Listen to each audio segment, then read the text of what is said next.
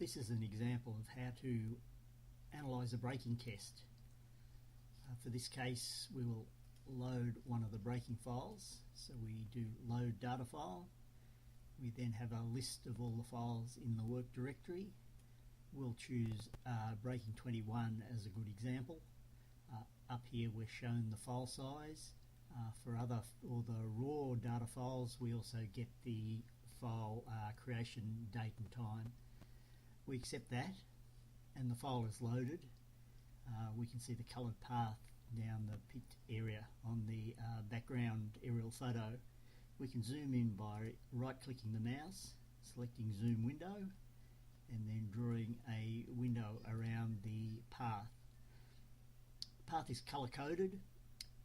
Cyan, light blue, represents a nearly stationary vehicle or a stationary vehicle, and we can see there's a cyan dot at either end of the path indicating we started from rest and we ended up at stationary position. The variation in colour along the path indicates changing velocity. So we now know roughly where we were. I know from experience the motion started at the bottom of the screen, accelerated to the top, and then the braking test was performed right at the top of the screen. We can get a quick idea of what happened by going to the velocity chart, the button at the top left corner. We select this and we get a profile of velocity in kilometres per hour versus time expressed in frames of data. For velocity there are 10 frames per second, so these are effectively 1, 2, 3, 4, 5 seconds elapsed time. We can see on the graph roughly we hit 80 kilometres an hour. If we want a more precise figure, we can click on the active area and get a vertical cyan line, and we can drag this along the path. As we drag it along the path, in the status bar at the bottom of the screen we get a time, elapsed time from the start of the data file, and the velocity, which here is 79.8, and we can continue along, and as we move along we can see the velocity and time varying. So that gives you a rough idea. So this will have been a test to accelerate to 80 and then come to a stop rapidly. If we close that, we can also look at the acceleration profile, and if we pull that up, there's a little bit of sensor noise, but we get the general idea. Here red GX is the longitudinal acceleration. We're actually able to disable or suppress the other two charts, so we can see here there will be what represents an acceleration from rest. Then there was a little bit of noise as the car accelerates, and then here it's trying to match the required test speed, and then this peak down here is the braking manoeuvre. Again, we can click on the chart to get a display of individual values.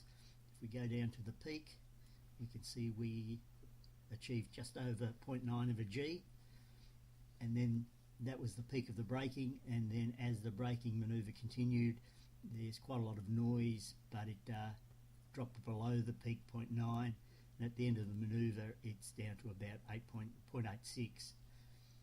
If you wanted to look at, for example, GY is the lateral acceleration, so you can see there's a bit of noise, but the car is not fundamentally too far away from the centre line. And if we suppress those two and look at GZ, that's the vertical acceleration, you can see it's generally getting a bit noisier and a bit biased toward the manoeuvre, but it's also relatively well centred. You can close that. We can also display the pitch and roll of the vehicle. These are in degrees. The box was mounted on the vehicle with a bias in pitch and roll. So in roll it was about 12.5 degrees. In pitch it was initially 4.5 degrees, but the pitch value is now representing the behaviour of the car. If we close that, we also have a second option, which is to display the data in tabular form. we can open a spreadsheet-like display to get the information. For the GPS data, which this is showing, we update 10 times a second. So here we're showing latitude, longitude, and XYZ position. Z is actually altitude. The X and Y are based on the UTM mapping system, so they're converted from the latitude and longitude, but do have a valid meaning in the mapping world. If that data is required in some other application, you can save it to any of these 4 formats. Save to Excel is probably the most useful. And we also do a quick summary of the velocities. So minimum was 1, which is effectively stationary. Maximum was 79 and an average of 49.8, and we had 141 data records. If we close that and move to the inertial data, this is updated 100 times a second, unlike the GPS, which is 10 times a second. We now have the pitch and roll angles, the heading, which is actually a compass direction from 0 to 360, and we have the accelerations in GX, GY and GZ. If you want to analyse these in an external program, you also have 4 output options, so you can save it to an Excel file or to a raw CSV file. And in this case we've got 1,404 records. We also have one other way to analyse the data, or how to present it. The data is made up of points, so if we zoom in a little closer to the actual end of the braking test, the points overlap, so we can make them very small, so you get a clearer idea of what was going on. They're made moderately large initially because we see the whole aerial photo, and it makes it more obvious where they are. You're also able to, if we zoom extents and then zoom into the window again,